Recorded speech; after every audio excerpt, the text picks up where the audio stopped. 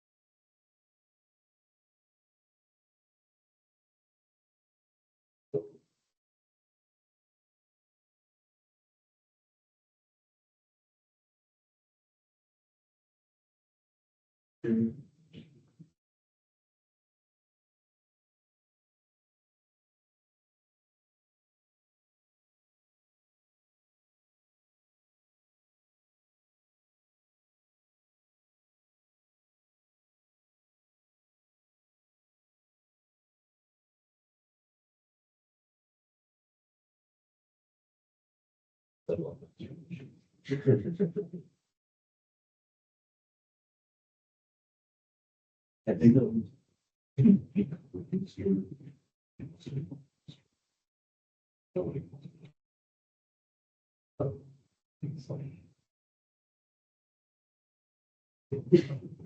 Gonna be honest. And also.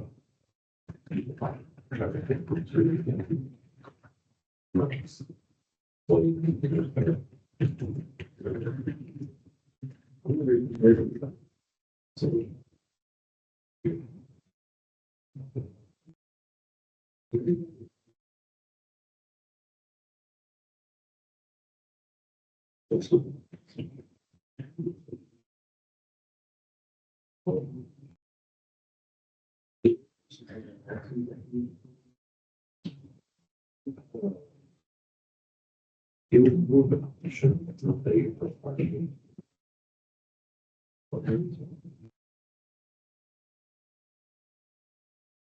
One on board is one of those, the probability concept example. This is one of the actual science questions. I think it's easiest to. I think the easiest thing to do would be the Venn diagram. That's why I draw one.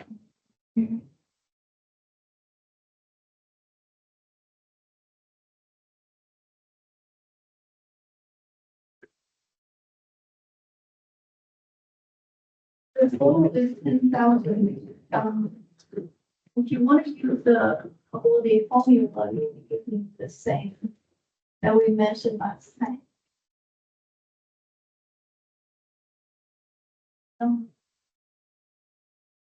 Especially number of policy that are young.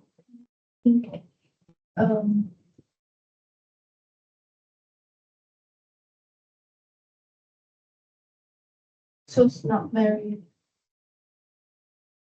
Not young. Not male, which is really outside the Venn diagram. Like it's the entire thing, the whole thing is 10,000. So if you're able to identify every piece here, you'll be able to find outside by subtraction. But you can also use what we learned last time. That's the union of three sets. That is, you can add. So what our idea would be 1, 2, 3, the 3,000, 4,600, and add all of this, minus this, minus this, minus this, and then plus this, right? That's what we're, so that may be a little faster than have to piece every single part out of that whole part. Intuitively, in the past, every time I see so many numbers, I have to put them somewhere on the chart so I can be sure how things work out. But the formula, the sets, the probability of A union B union C will be a faster way. So typically it will be faster if we just do calculation. So you can just go ahead and calculate as far as the union, Okay, so the number of young and married or male that they're all leading with M. I have a hard time trying to label them. So I'm just gonna call them A, B, C. So the probability of A to C, according to what we're talking about this time, is probability of A or A and B. Just say A, plus probability of A, B, C, and then plus probability of A, C. That was subtraction, right? I think I had it wrong. A, B, try to recite the formula, and then minus probability of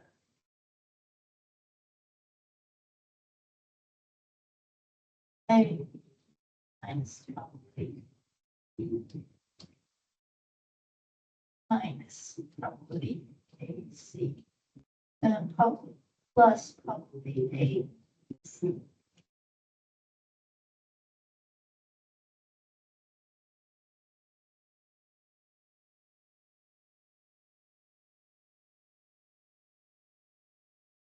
Thanks.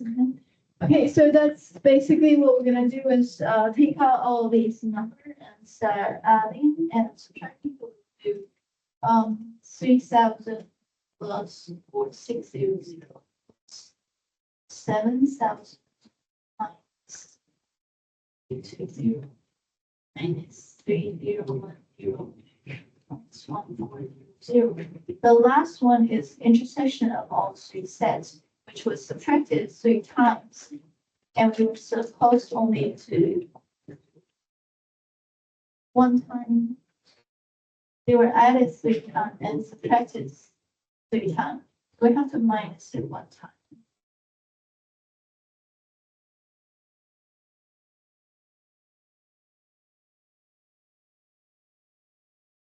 Okay, that should be the proper calculation. Any question? So basically, the middle part was just 600. As we're adding like A, B, C, when we're adding them, the middle ones, this is the intersection of all three, it was added 3 times. All right. As we were doing subtraction, we did this, and then every one of them involved the middle, which is the intersection of all three. So add 3 of them, minus 3 of them, which is why it's gone. We have to add it back in, so the middle exists. That is what's inside. That's what's the young or male or married. So if you want the right, it has young. I guess we'll have to. The outside will be female and single and old, right? Well, there is a problem with this process. We're only finding. That's right. And we have to do a subtraction, right? Since the outside is really, it's opposite of male, so it must be female. It's opposite of married, so it must be single. But then it's also the opposite of young, which is older, right? Older. So we have to subtract them out of the, what do we have? Subtract them out of the young and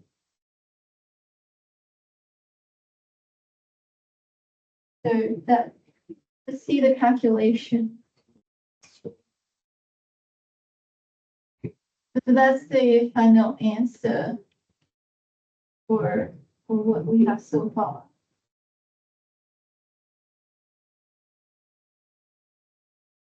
So this is the total number of young or male or married.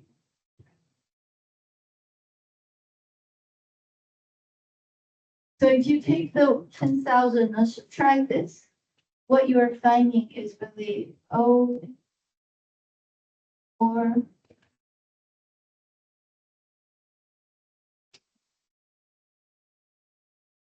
right, old or old and male and both and female and single, right?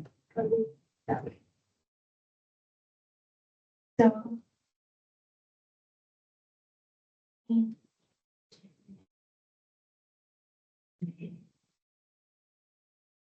Will be the opposite. So you take the 10,000 minus what we discussed, 5 or 7. What's the result? Okay. 530. Okay, so we do see from this that the actual intersection of the total number of total number of not of those. And how do we use this information? Yes.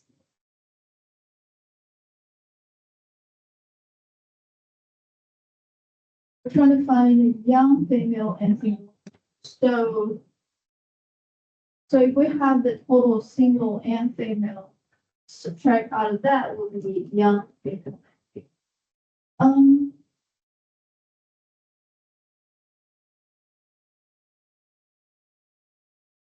Yeah.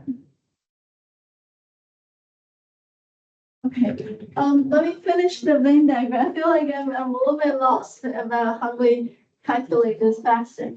So let's finish this. This piece is young and married. So here we have young and married. Young and married is 1,000. So young married is right in the middle of young, over here. So you take out the 600, that gives you the 800 over here. Okay, and then male and young and male is this number. So you take out the 600, you'll have 7. So I'm gonna try to piece everything together so I can actually use a Venn diagram to answer the question. Over here is supposed to be married and male is 3,010. So you take out the 600, which is 2,410. And then anything else, the total 3,000 was for young. So this will leave us a subtraction out of 3,000, give us this piece. So what really are we finding is young, female, and single, which is it belongs to the young, and we also want it to be not male and not married. This piece is what we're looking for, right? Right. So all we have to do is take the 3,000 and subtract this 3 out of the. That part is a number of young, female, and single. This married is only here, and male is only here. So this part must be the young, female, and single. Any question? That idea?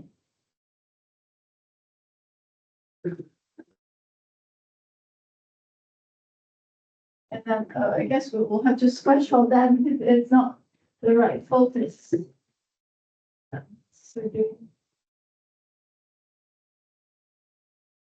this is young, this is married, so this is young and married. But we want young and female, so can be in the male, can be in the married.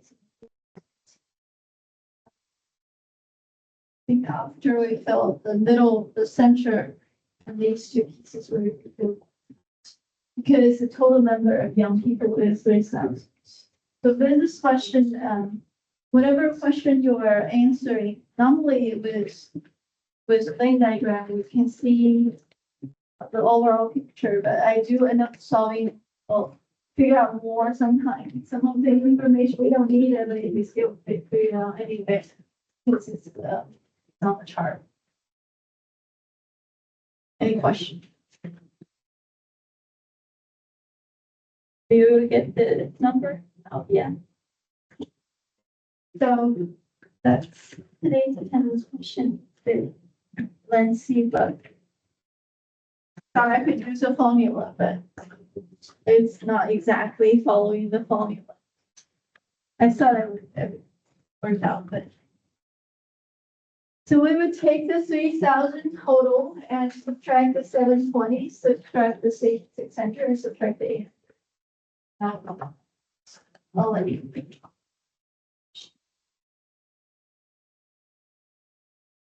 Thank you.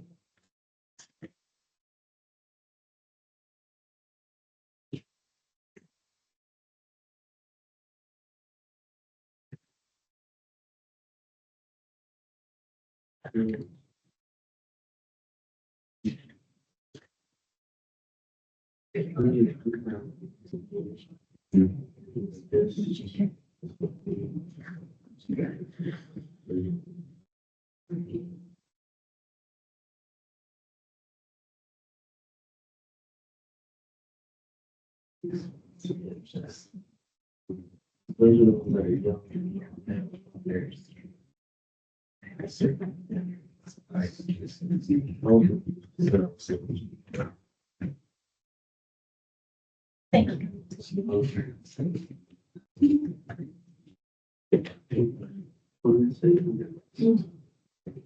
I think we can still use a set notation or use a table, but I do feel like the Venn diagram.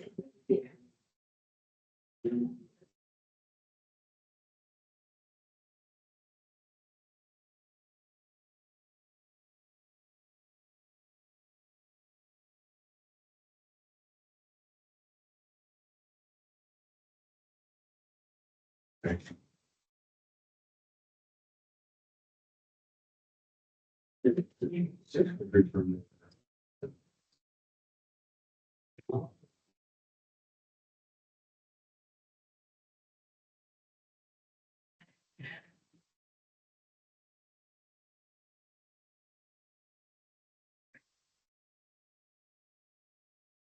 Do you have any any question? Do you have any question from last week's work? So are we okay? We stopped when we were talking about combination number.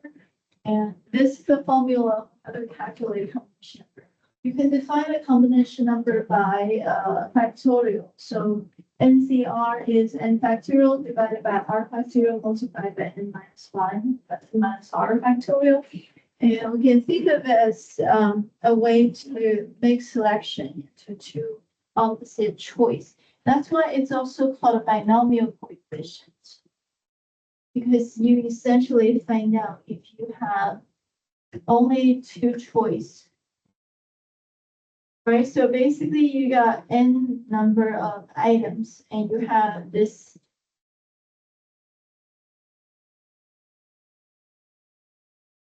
You have this two choice. Either this or this. So this n item, you're just throwing it either here or here. There's only two choice. So what we're saying is how many ways to put this n item into two separate choice, assuming one of them has r item, the other one has n minus r item. And this is like a box. Therefore, this is a situation we don't care about the order. Who gets selected and who gets dropped in the box first does not matter. The only thing matters is how different they are being combined together. For example, n could be 5, you got A, B, C, D, have A, B, C, D, E. So A, B, C, D, E. Assuming we choose like a 5, C, 2. So this is 2 items, this must be 3 items. So it could be here, it could be A, B. Then this is C, D, E. And this could be a B, C. And here must be A, B, E. And then, but the order does not matter. This could be B, C, D, C, C, C, D, and this could be B, A. They're all considered the same thing. This could be C, D, this could be B, A. The order does not matter. What matters is which one dropped in the first box. how many of them are dropping the second box. Order does not matter. Let's, for example, this. If, for example, a coin is flipped 10 times and the sequence of heads and tail is ordered, the number of possible 10 template bets result in 4 heads and 6 tail is this. So, so let's think of it. It's kind of like a head or tail, and copy of this. Have them in the report.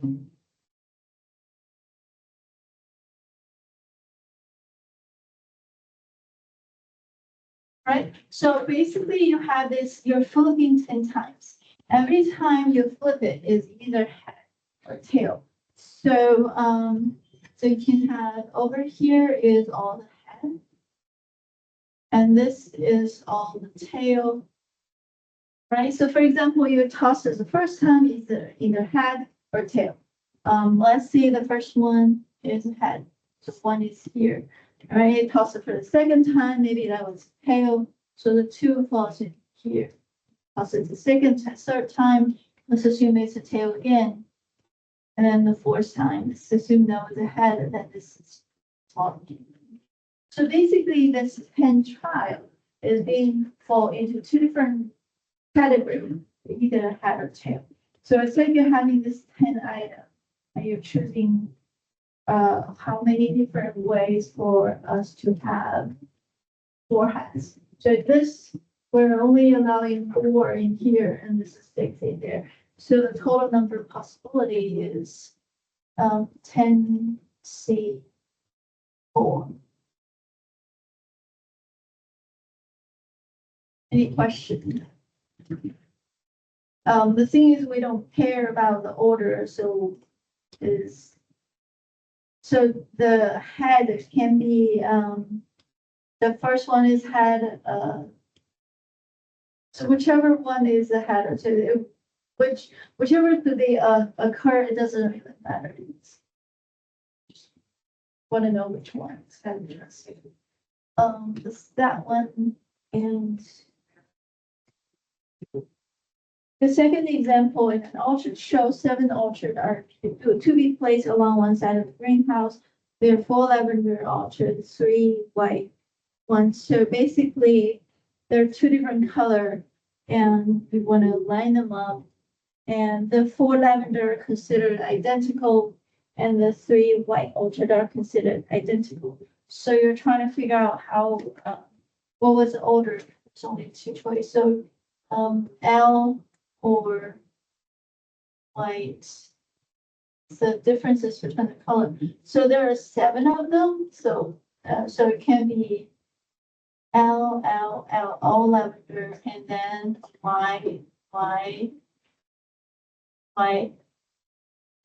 That's one scenario. It could also be L, W, L, W, L.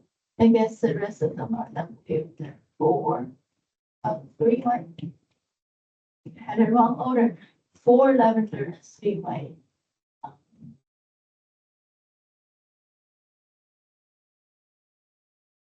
Yeah. So you can do L, W, L.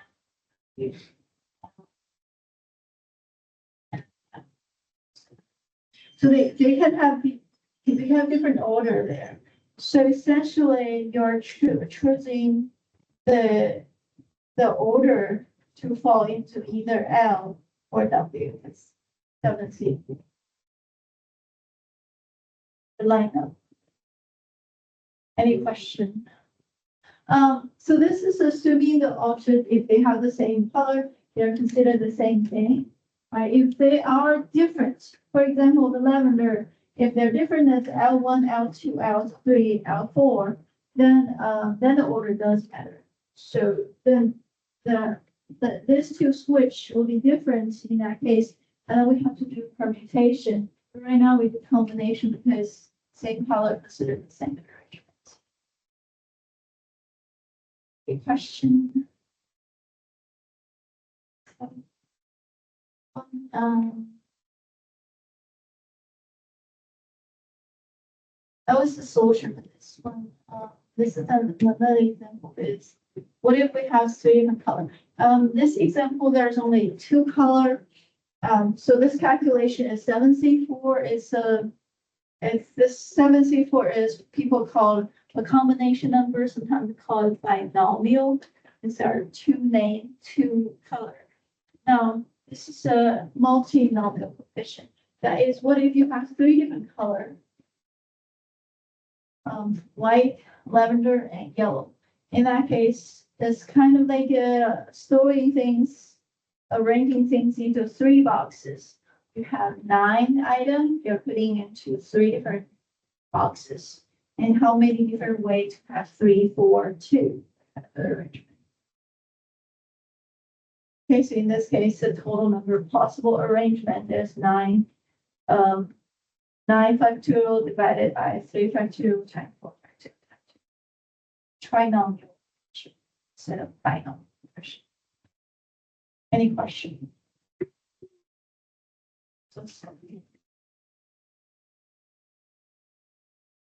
Right, let's see a couple of homework questions. That you said you guys haven't finished yet, so I'm not sure which one is hard, which one is easy. We can try a few questions.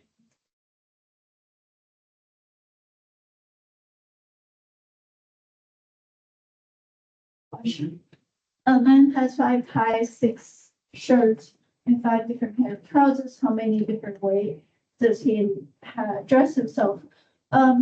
So number of tie, the choices for tie is 5, and let's assume he has to dress. He has to have a tie and a tie the number of choices for shirts and tie the number of choices for trousers, which is 5.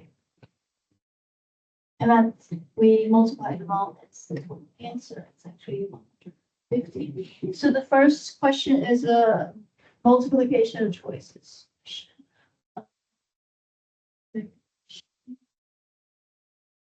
Test contains 8 true or false question. You try to attempt each question, how many different ways could you answer the test? All right, when you try to answer the first question, you have to true or false, right? 8 true or false question. That means every question only have 2 solutions, 2 possible solutions.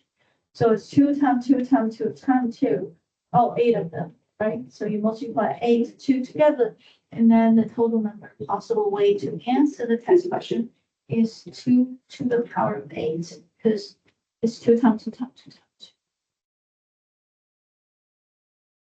256. That's the second question. And then the question after that, the park bench can seat 4 people. How many arrangement are out of the group of 12 sit down? So you got 12 choices for every seat. The first seat you have 12 choice. And 1 person already sit down. The second seat you have 11 choice. The third seat you have only 10 choice because 2 people already sit down. And now you have 9.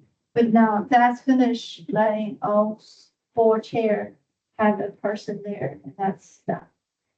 This is also the calculation for 12, the city 4.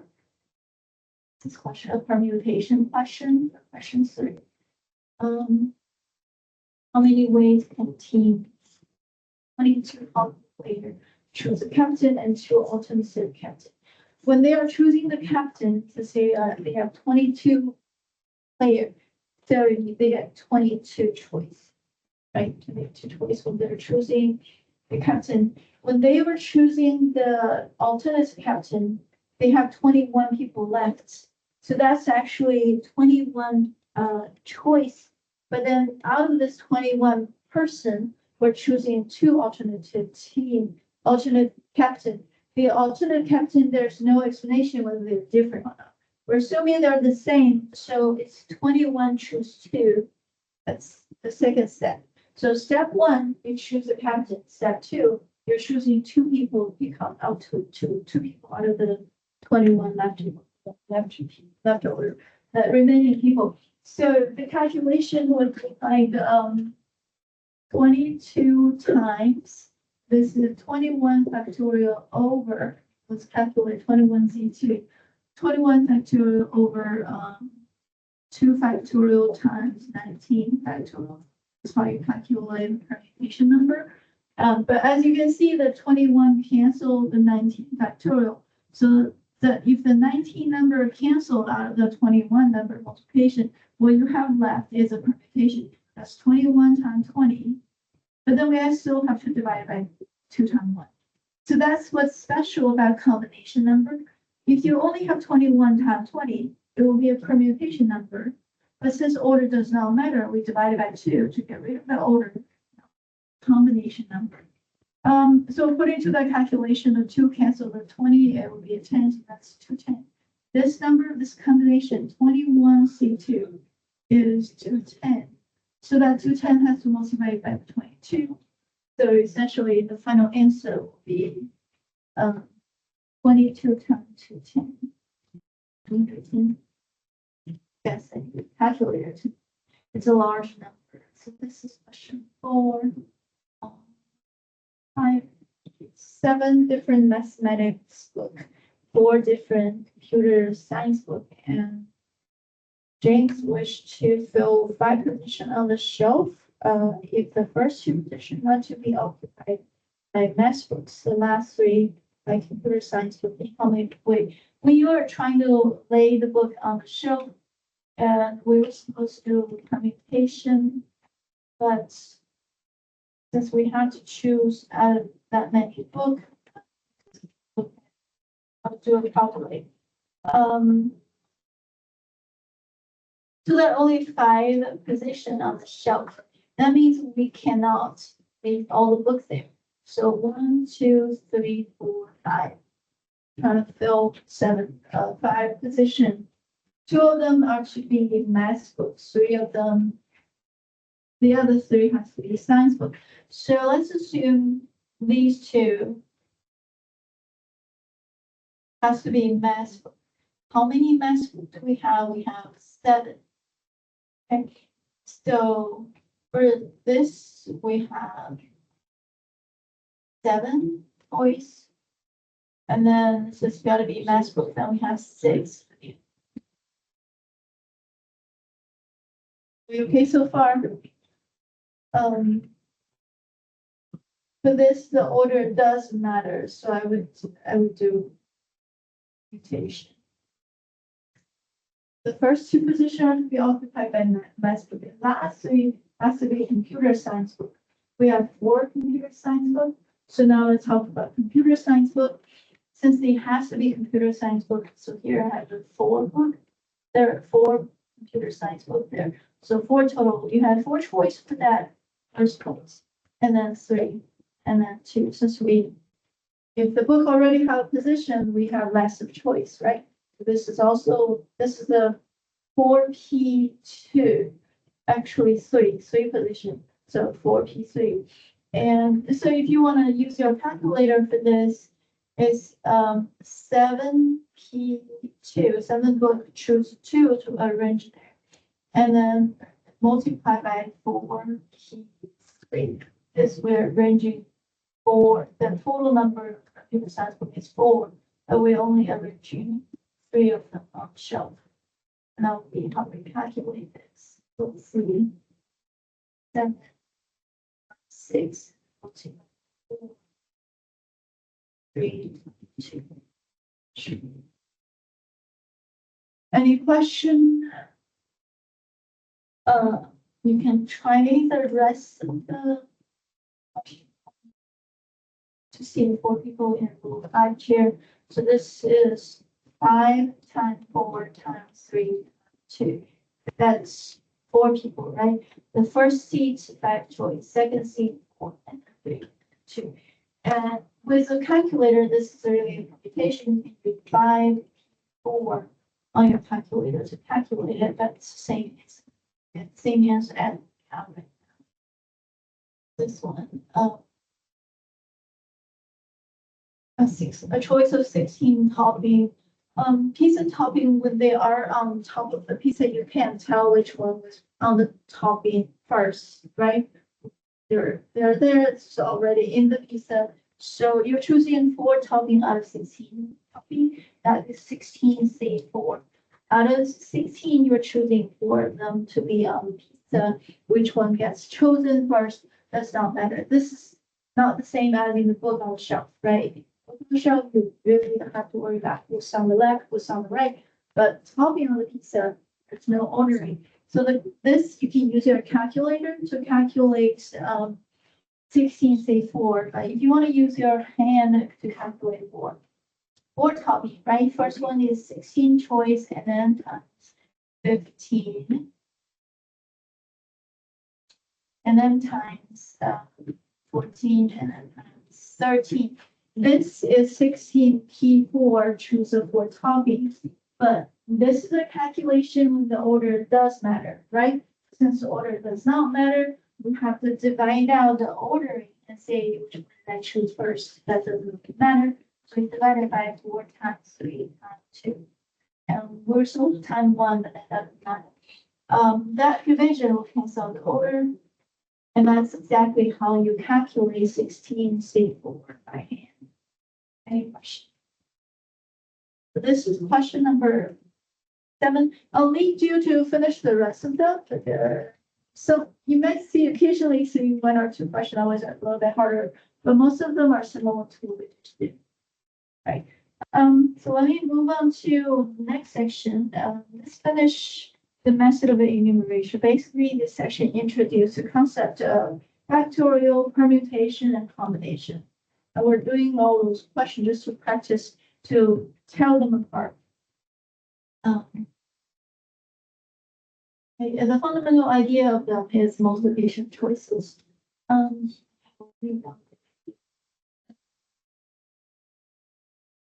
Okay. The title of 1.3, which is the next section in chapter 1, called conditional probability. So I believe one way or the other, we have heard of conditional probability before. Yes.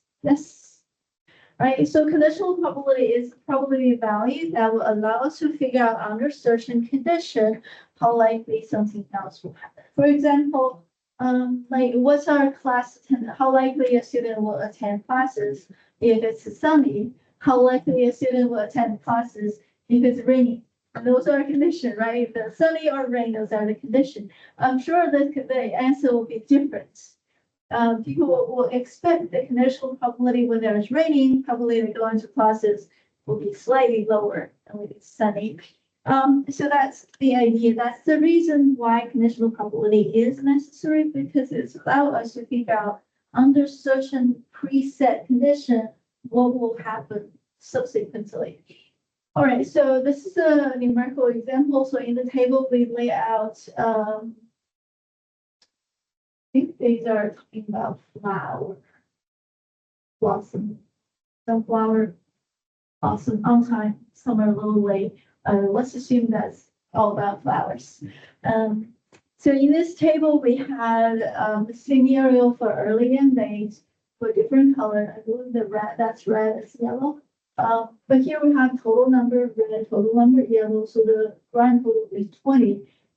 This table is called a cross tabulation table, a contingency table. What does a contingency table does is giving us the relation between 2 different type of qualitative variables. A little bit of statistics, right? Information about something with categorical or nominal information will give us a frequency. For example, what's the color of the flower? The answer is either yellow or red. So color in this case is a qualitative variable. But with qualitative variable, it comes the frequency, total number, red, total number, yellow. Those are the actual raw data for the total the frequency for both of the value of the qualitative. These are the value of the variable here are frequency. Now for early and late, so these are the timing, right?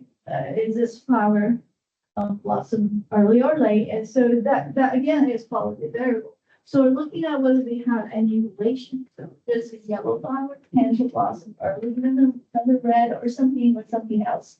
So we're trying to look at whether the color has anything to do with whether the flower will be on time.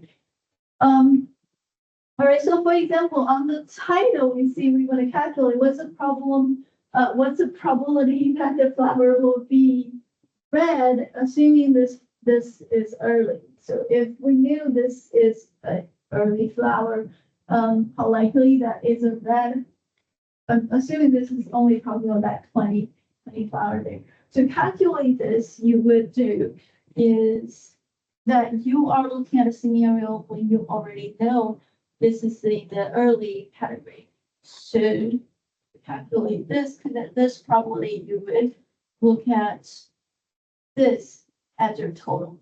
So for conditional probability, the main idea is realize we are not looking at the grand probability, a total probability. We're looking at a conditional probability, and that condition is among a subset of all these cases. So we're looking at this, right? Among all the one that is early, how likely for it to be red. So in that early group, you're looking at the red. Now the total of early is 8. The one that's red is 5. To calculate the probability, you take the 5 divided by 8. Any question? So to calculate conditional probability, if we have a table like this table, a contingent table, shows you the entire sample space, and also the table itself shows you relation to different variables. That means we really have everything. But sometimes if you don't have everything in the calculation, it might be a bit harder. But this is really how we apply the table. And all right, I did say that the final answer is 5/8. There are a lot of explanation there. Yeah, for example, one of the questions says, let's calculate the probability of red. In that case, you see the chart. If you just want to calculate probability of red, write it over here. So 13 is the total number of red and total number of flowers. 20, 13 over 20 is the probability for red, ignoring all these tiny things. So it's different. Now, if you're calculating this over this, that's within the early group. And you can see the red itself is 13 over 20, but the red condition on the E will be 5/8, and they're different. And not the same probability. So I'm just trying to say P of R is 13 over 20, but P of R given E is 5/8. They're both probability of red, one with condition, one without condition. These two are supposed to be compared. Are you okay there? Now, one of the key idea is if they are identical, we would say that means this E having been there did not impact the probability for R. So if P of R and P of R given E, if they are equal to the same thing, we would say R and E are independent. And that's how we determine our two things are not affecting each other when they are having the same probability with or without that extra event. So in this case, they're not, because if you do calculate 5/8 is 0.625. But if you calculate 13 over 20, it's 0.65. The 0.625 is slightly lower than 0.65. Not exactly independent, but also not too far from it. Two number of variables. All right, so here are our definition for conditional probability. And this is how you calculate it. The conditional probability of event A given that event B has occurred. So we're assuming the condition is B. We have this notation A, vertical line, B. The one behind the line, the B, is a condition. And therefore, probability for B or number counting for the B has to go to the bottom. And if the denominator is a total and the numerator is a subset of that total, so we're calculating the probability of A inside of B because B is the true total right now. So that's why we need the numerator. It's probability A, but not probability A itself. It has to be probability A given B because you're calculating probability A inside the B. The B is a preset condition here. So that's how we calculate probability of A given B. I forget a little picture there. Okay, we can use a Venn diagram to kind of see what's going on here. You can draw a Venn diagram of the relation, for example, in a Venn diagram. The square on the outside is total. Let's see, this is a circle for the event. This is event A. This is the event B. Right in the middle is A and now here is the B. And here is the A. Now you're going to calculate probability A given B that is inside B. Remember, after the vertical line is a total. B is a condition, so inside B, how likely is A and B? So find out the total of B, which is in the denominator. And inside the total B, you want to find out probability of A. So we would take that A and B, which is right here. That one. This is out inside the B, the whole B. So, right, this is total. And inside this total, you want to find out whether the A and B is the A portion. This goes in the numerator, this goes in. Think of it from total and a part. How do we compare the part with the total? That fractions. Any questions so far? Right. So a couple examples. This is example that we had in the textbook. Suppose that probability A is 0.4, probability B is 0.5, probability A and B is 0.3. Then what's the probability of A given B? According to this definition, we would take probability A and B divided by probability B. Remember, conditional probability, what's the condition? Since B is a condition, counter, we have to and the numerator is not A. The numerator has to be probably A and B. So 0.3 divided by that's probably A given B. But if you want to calculate probability B given A, right, switch the condition. A is now the total. So the denominator should be the 0.4 and numerator is still going to be A and B because you are calculating B inside A. So you have to have that intersection. Sure. So then we have 0.75. This gives us the idea that when B already happened, how likely for A to happen is 0.6%. Now, when A already happened, how likely for B to happen is 0.75. So it looks like if after we compare, if A happened first, it's more likely B will also happen, other than if B already happened, how likely is A. So not following each other in the same rate. That's one way to interpret it. All right, so that whole setting, we can do it on the Venn diagram. That was a 0.7, this was a 0.3, and then the intersections 2. So, calculations. Any question?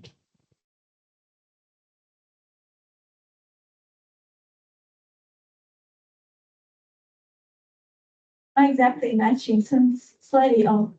All right. Another example is sometimes you will, that's kind of important to understand the sample space. Whenever you want to calculate conditional probability, if sample space is a problem, then we might have hard time calculating it. Now, this question is talking about rolling 2 4-sided dice. What is the probability of rolling a summation of 3? The summation is 3 or 4 or 5, 3 or 5. So that was the question.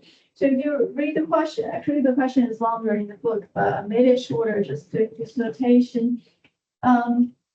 This is a sample space. All right. The question itself did not say, hey, you draw the sample space, but it's really helpful to have the sample space already in front of your eye if you want to calculate that kind of thing.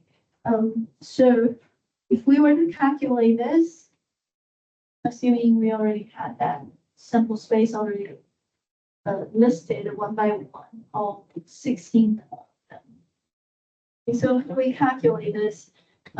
This is a condition. We want to find out that, suppose that's the B, right? And that would be the A. All right, let's see, how do we calculate it? And so probability of B, calculate A first. Probability of A is having a summation of 3, and you can see if you have it, that's 3, to have 2 4-sided die. So on the die is 1, 2, 3, or 4. It looks like this, the die, it's like a pyramid.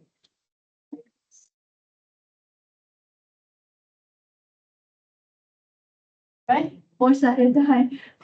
So the one on I guess the one on the table, like 1, 2, and 3 on this side. There's about 1. This is a die that has 4-sided. And which side are we counting for? So the faces, the number on the die can only be one of the 4 numbers, 1, 2, 3, 4. So to have the A, which is a summation of 3, there's only this one and that one. So there's 2 of them. Now, the total number of different combinations, different scenario, there are 16, 4 times 4, 4 row, 4 column, 4 times 4, 16. So probability of A is actually 1/8. What about B? B is having a 3 or 5. Summation is either 3 or 5. So here we have all 5. This is all 3 altogether. There are actually 6. So it's actually 6/16. We can simplify this into 3/8. That's probably A, probably B. You can also see what was the of A and B. Right, there's a problem between the A and B. A is row sum 3, B is row 3 or 4 or 5. So A is a subset of B, right? They have that relation. So obviously the A and B, because A is smaller than B, this intersection essentially is equal to A. It's the same thing because they're really in there, the A and in the B. Therefore, the probability is still going to be 1/8. Now back to how do we calculate the question? Since the B is a condition, we're essentially calculating probability A given to B. According to our definition, the denominator should be the probability of B, and numerator should be the probability of A and B. And we have all those numbers. The denominator should be probability of B, which is 3/8.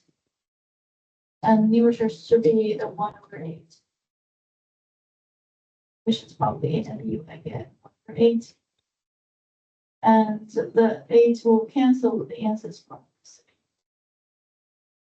Pretty much how you approach this question. Any question? That's that example. And in the rest.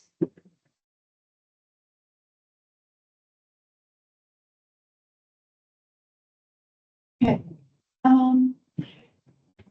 So we try to cover most of the different scenarios. Some of the conditional probability question are given by a table, like had in the first example.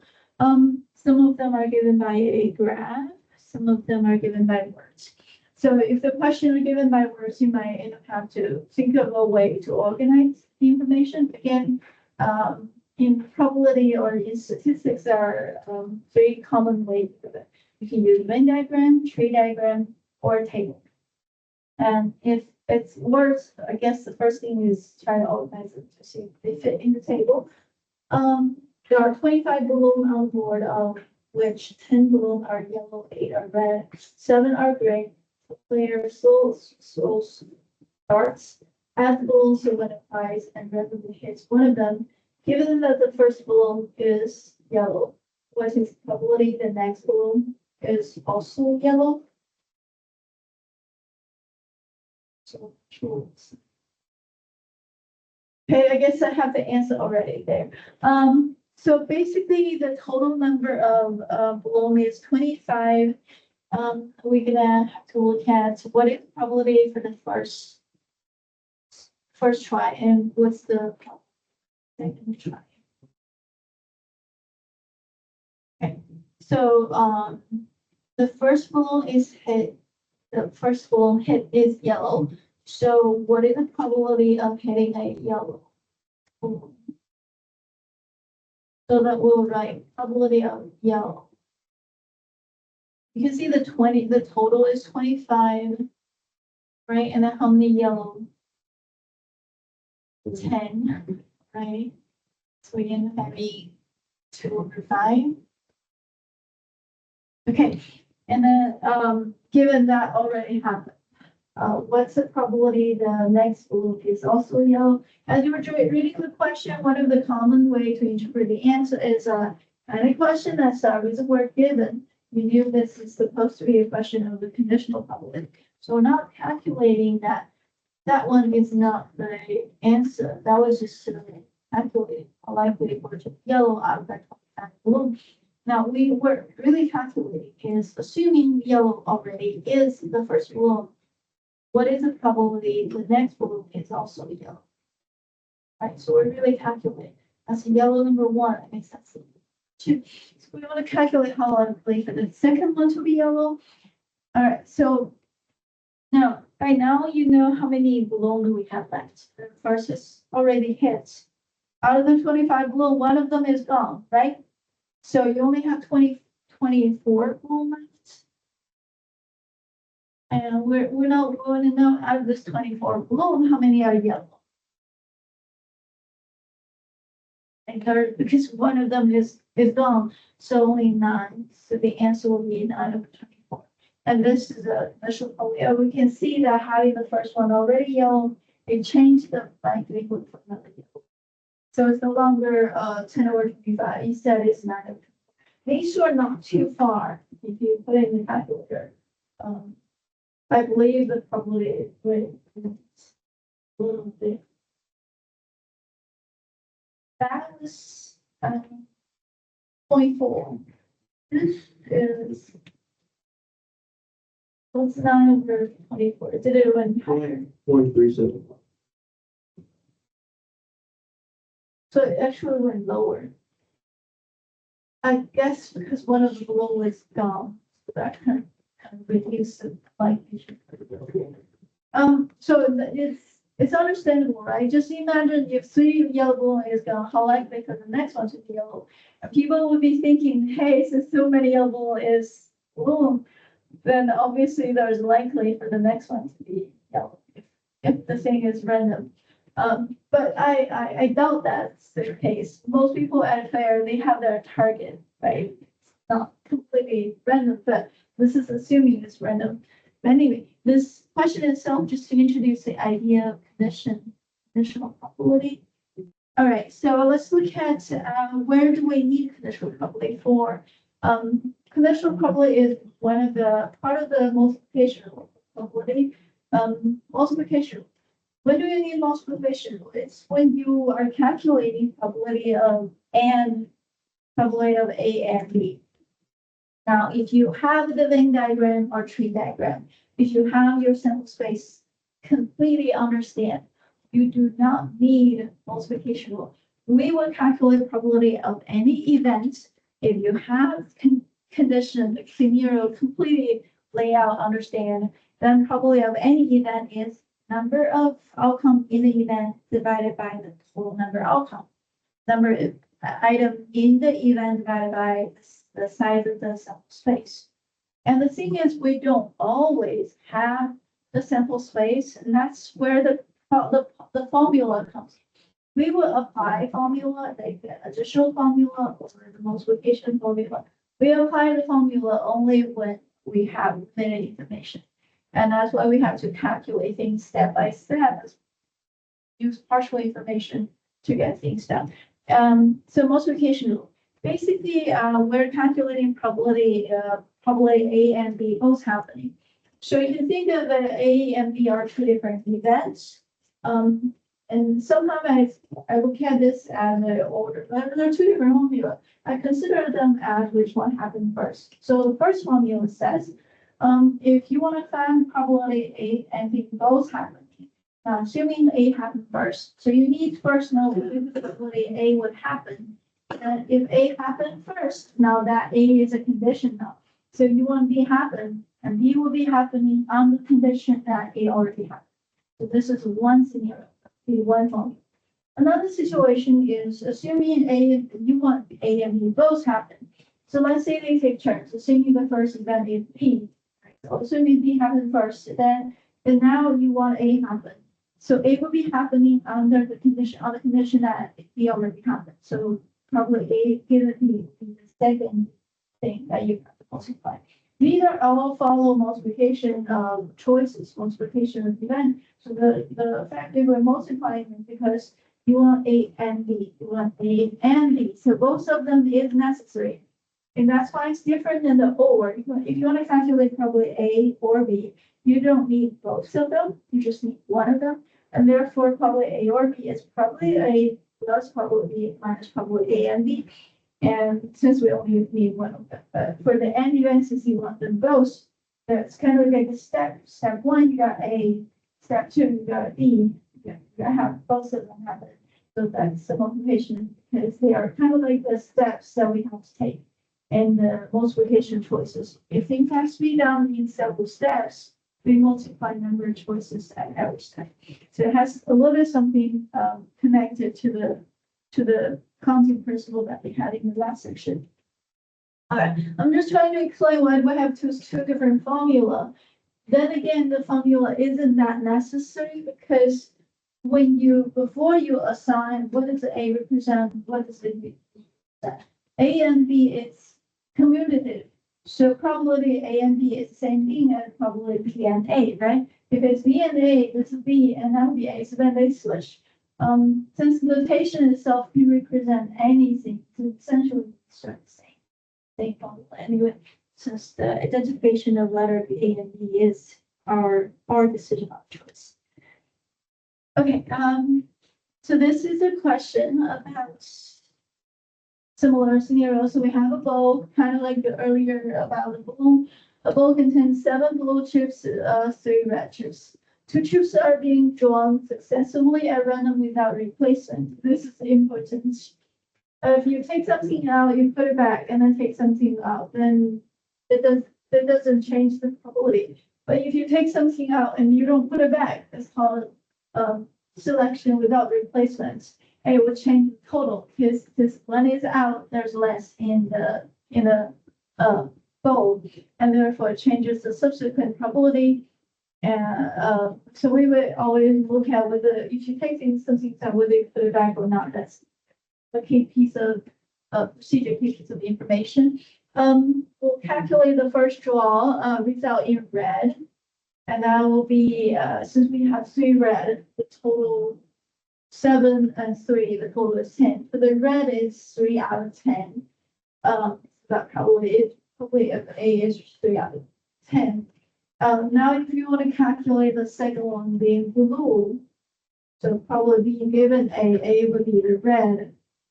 That will be out of the 10 chips, 1 is taken out, so there's only 9 left. The B is representing blue, so there are 7 blues, so 7 out of 9. This is a conditional probability because that's the same thing what's happening after the first one is already red. All right, so what if we want to calculate what is the probability drawing? The first one is red and the second one is blue. So that probability is probably A and B. That means first one is red is this probability. Second probability is blue is 7/9. So 3/10 times 7/9. The total probability is 7/30. That's how likely for it to draw first red and second blue. And this really have the order in mind. Any question? Okay. So the question after that, what is the probability both of them are red? It will be first one being red is 3/10. Second one being red is 2/9. So third less red after one is done. So that will be the probability. Okay, and then this is another way to calculate it. Using the combination number that we just learned. The numerator is choosing 2 chips out of the 10 chips. Numerator is choosing 3 chips out of 2 chips.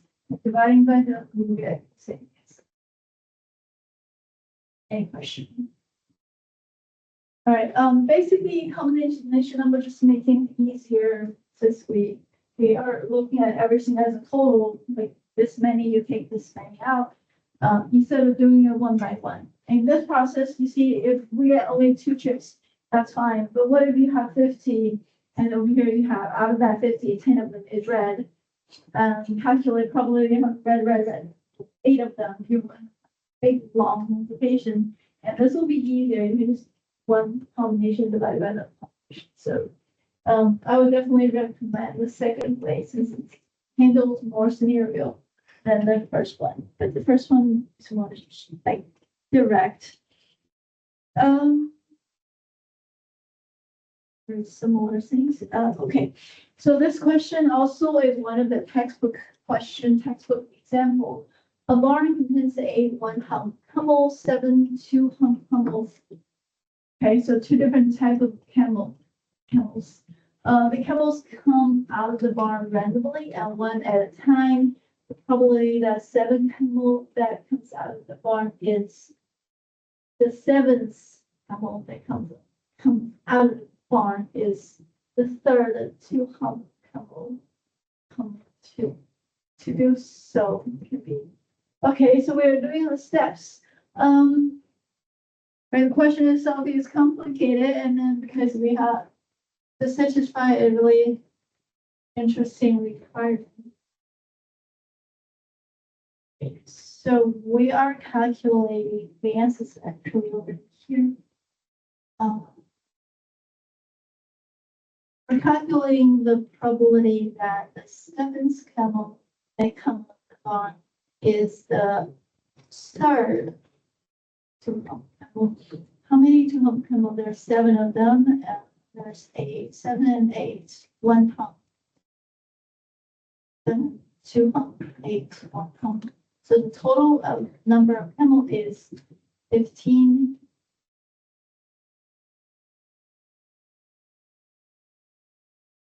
Now 15 equal to the first one is 8, second one is 7. Okay, all right, so how do we guarantee the 7th camel is the 3rd 2-hump camel? All right, so for the 7th to be the 3rd 2-hump camel, then in the first 6, there has to be already 2 of them, right? To guarantee the 7th just so happen is the 3rd of the 2nd type, right? So you have to guarantee what happened before the 7th camel came out, because otherwise, how can this one be the 3rd one? So that's why we're kind of separating into 2 steps.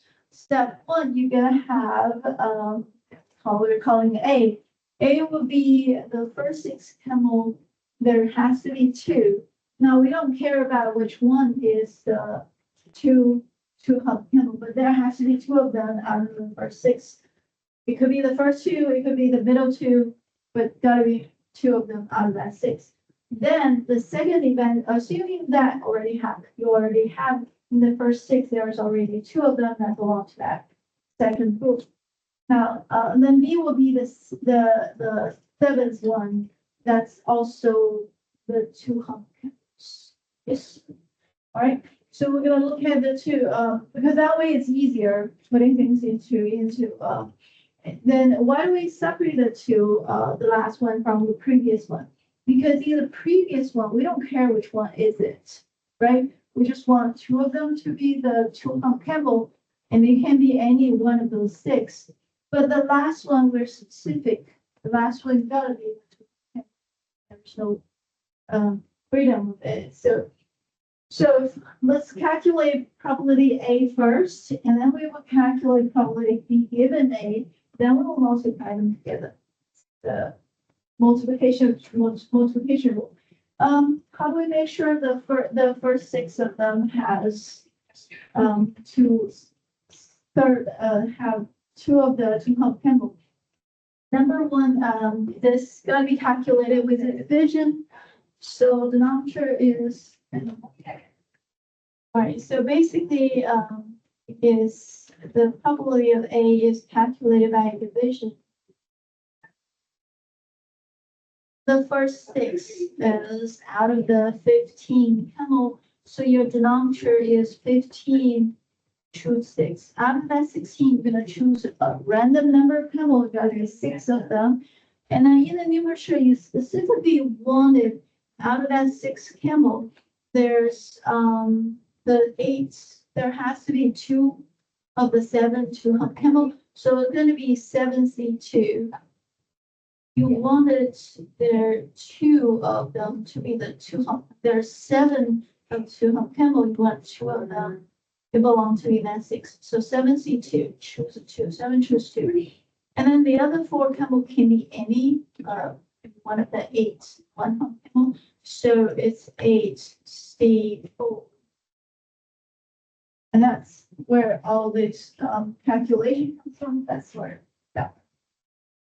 And then we will take out a calculator because all these numbers are pretty big. You have to use our calculator to count. 7C2 is easier.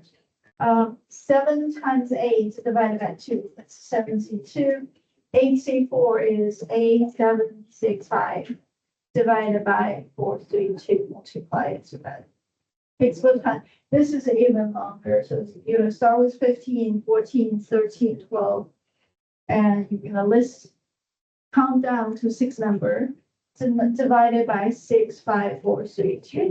And that's how you calculate that combination. So just 6 times if you're doing by hand, use a calculator, you can get that number of probability of A. Any question? So normally if we analyze a question in more detail, we kind of understand what they are going for. Now the B is easier. By the time you calculate what is the probability the 7th camel is also a 2-hump camel, you just need to find out the total. By then there are 6 camel out, 15 camel total, 6 camel already come out, that you have 9 camel left. So the total number of camel left is 9.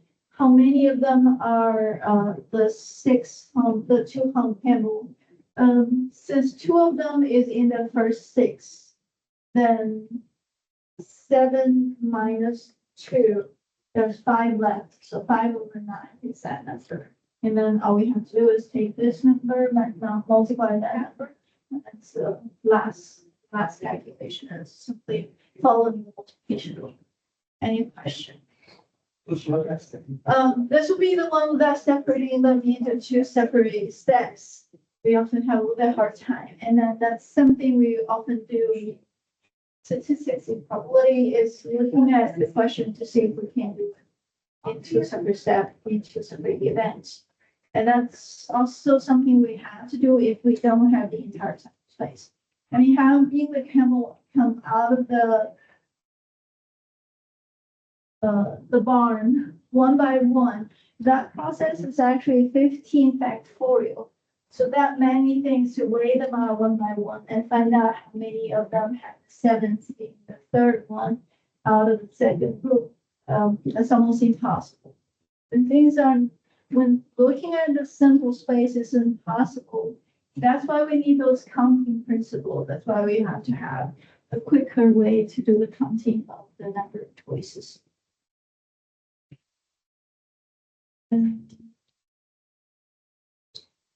Okay, and right, so we can actually extend the multiplication, or just like we extended the additional probability A or B is probability A plus probability B minus probability A and B.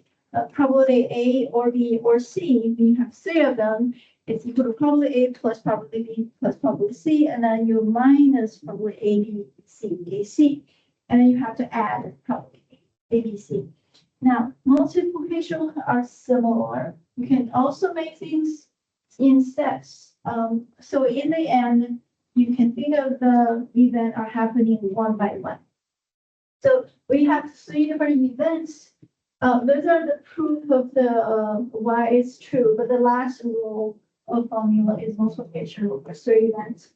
So A happened, assuming A is the first event happened, and then if you want to B happen after A happens, so probably B given A because A already happened. And then now you know A and B already happened when you want to be, what you want to see happen. So it's happened on the condition that A and B already happened. So whatever behind the vertical line are the condition. As more event is kind of piling up, you're going to having a bigger and bigger condition. This multiplication rule, the natural one, the formula, it can be extended further, right? 4 event, 5 event, doesn't really matter, but we normally only write until here. Because it's typical to look at things as 2-step or 3-step. But make things 5 steps, 6 steps, that's a different thing.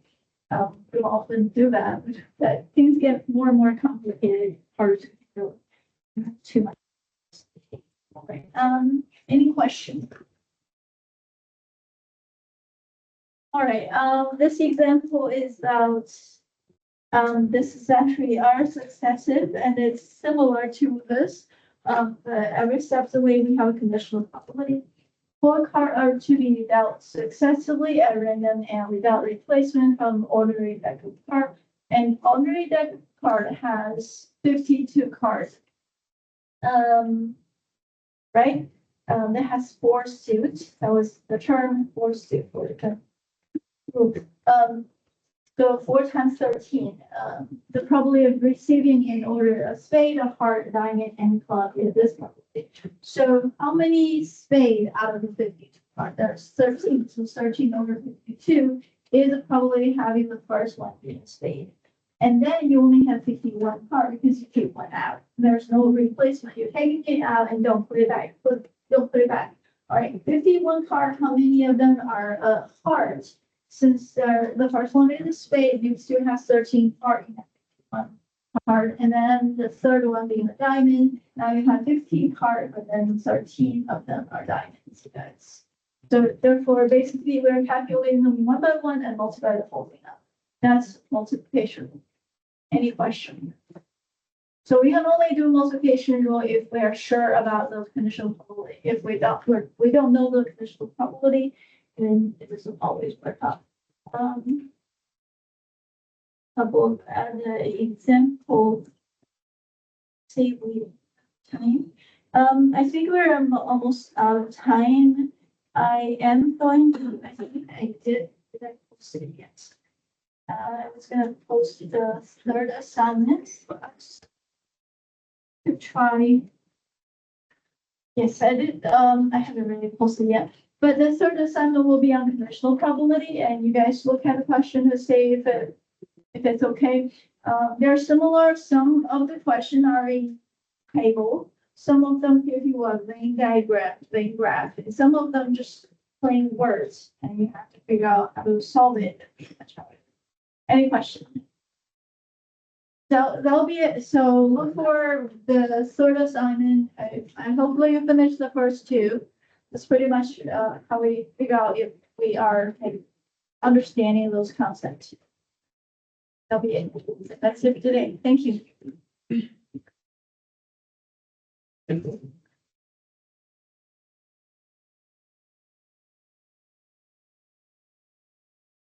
So,